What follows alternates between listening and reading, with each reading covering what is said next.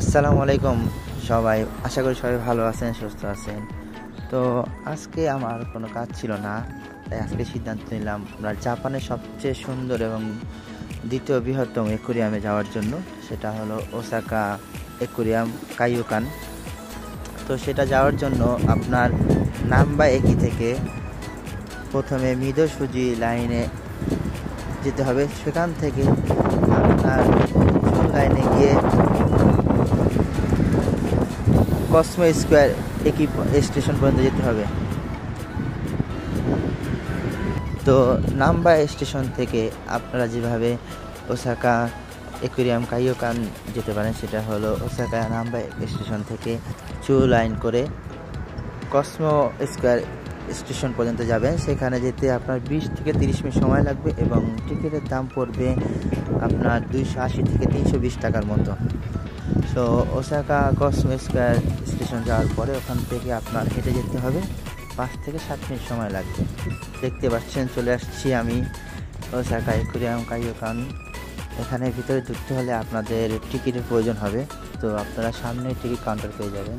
বড়দের জন্য 2700 ইয়েন এবং শিশুদের জন্য যাদের বয়স 0 থেকে 6 বছর তাদের জন্য টিকিটের দাম 1400 টাকা। ওসাকা অ্যাকুয়ারিয়ামের ভিতরে যাওয়ার পর আপনারা কী কী দেখতে পারবেন সেটার একটা ছোট আমি বর্ণনা দেব এবং ডিটেলস আপনারা ভিডিওতে দেখতে পাবেন। ওসাকা অ্যাকুয়ারিয়ামের ভিতরে যাওয়ার পরে আপনি প্রথমে দেখতে পারবেন বিশাল হোয়াইল শার্ক, যেটা বিশ্বের সবচেয়ে বড় মাছ বলা হয়। তারপরে আরও আছে মেরিন লাইফের বৈচিত্র্য, অ্যান্টার্কটিকার পেঙ্গুইন। আমার সবচেয়ে পছন্দ যেটা ছিল অ্যান্টার্কটিকার পেঙ্গুইনটা, এটা আমার খুব ভালো লাগছে দেখতে, মানে বাংলাদেশে তো নাই পেঙ্গুইন, তো এখানে দেখে খুবই ভালো লাগছে এবং তারা অনেক আসলে কিউট ছিল।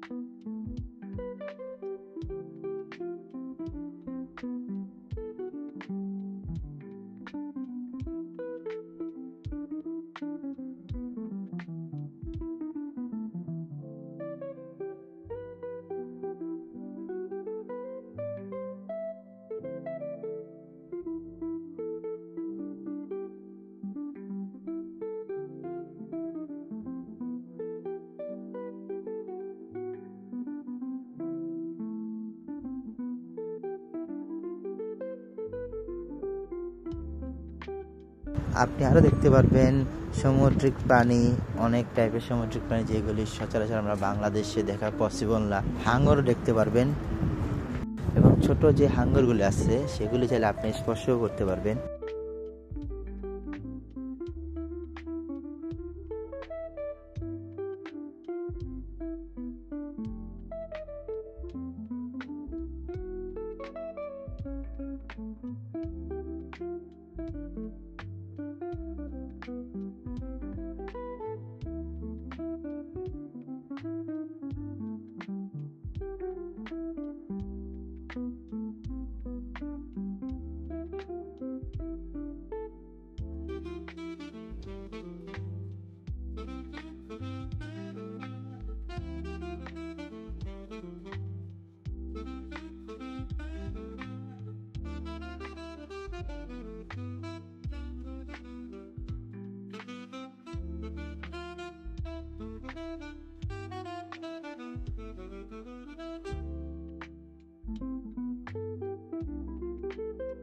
আমার কাছে যেটা মনে হয়, আপনি যদি জাপানে বসবাস করে থাকেন তাহলে আপনাকে একবার হলো টোকিও অ্যাকুয়ারিয়াম কিংবা ওসাকা যে অ্যাকুয়ারিয়ামটা আছে এই দুটার যে কোনো একটাতে যাওয়া উচিত। টোকিওটা আরও অনেক বড় ওখানে গেলে সত্যি আপনার একটা নতুন এক্সপিরিয়েন্স হবে।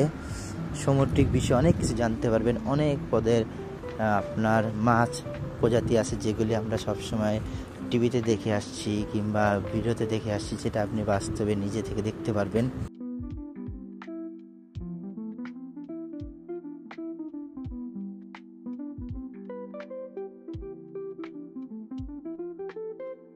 যে ইন্টারেস্টিং আমার যেটা মনে হয়েছে আপনার পেঙ্গুইনটা দেখার খুব ইচ্ছা আমার আগে থেকেই ছিল। সো সেটা দেখতে পারি আসলেও খুব খুশি ফিল হচ্ছে। এবং আপনার শার্ক দেখার ইচ্ছা ছিল অনেক। সো সেটা দেখতে পেরে আসলে অনেক খুশি। আমি নিজের চোখে শার্ক দেখার ইচ্ছা ছিল, অনেক ভিডিওতে দেখছি, তারপরে আপনার টিভিতে মুভিতে দেখছি, তো নিজের চোখে দেখার ইচ্ছা ছিল, সেই ইচ্ছাটা আজ পূরণ হয়েছে। এখন অনেকেই ভাবতে পারেন যে ওসাকা অ্যাকুয়ারিয়ামে যাওয়ার জন্য সবচেয়ে সুন্দর সময় কোনটা। তাদের জন্য বলছি, আপনারা সকালবেলা 10টার দিক যেতে পারেন। 10টা থেকে ওপেন হয়, 10টা-11টার দিক ভিড়টা কম থাকে এবং এটা সকাল 10টা থেকে রাত 10টা পর্যন্ত। আর পসিবল হলে আপনি সাপ্তাহিক দিনগুলোতে যাবেন। আপনার এখানকার ছুটির দিনগুলোতে অনেক ভিড় থাকে, অনেক লোক থাকে। এবং আরও আমি সাজেস্ট করবো আপনারা যে টাইমে যান, আপনারা সন্ধ্যা থেকে 7টা-8টা পর্যন্ত অবশ্যই থাকবেন, কারণ তখনকার আশেপাশে যে লাইটিংটা আছে সেটা অন্যরকম একটা ফিল দিবে আপনাকে।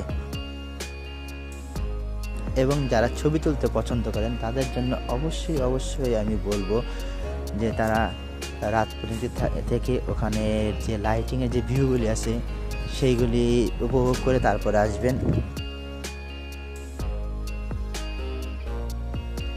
তো আজকের জন্য এই পর্যন্ত আমার ভিডিওটি। সবাই আশা করি পাশে থাকবেন, ভালো থাকবেন।